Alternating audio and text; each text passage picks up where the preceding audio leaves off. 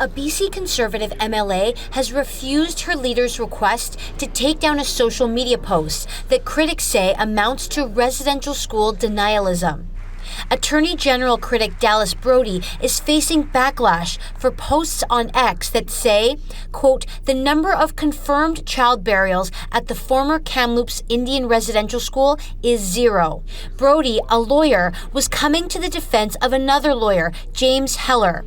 Last year, he pushed the Law Society of BC to change its training material to say there were potentially burial sites at the former residential school in Kamloops instead of more definitive language. Heller is suing the society for what he calls false and defamatory allegations of racism. Brody says she's not denying what happened at residential schools. The stand I'm taking is rooted in the need for truth. And I don't think that standing for truth takes away anything from the severity of what happened at the residential schools. However, Brody's Conservative colleague, Alia Warbus, a member of the Stolo Nation, says on social media that questioning the narratives of people who lived and survived these atrocities is nothing but harmful and taking us backward in reconciliation. Conservative leader John Rustad says he asked Brody to take down the post, but she's refused. He says there is no denying the horrors of residential schools.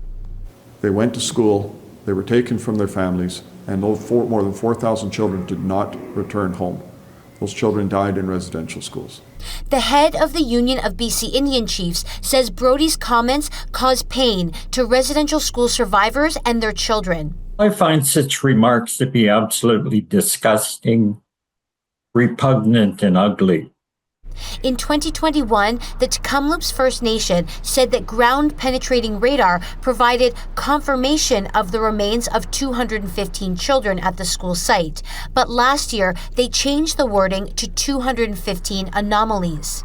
The National Center for Truth and Reconciliation has documented that at least 4,118 children died at residential schools, the last of which closed in 1996. Katie DeRosa, CBC News, Victoria.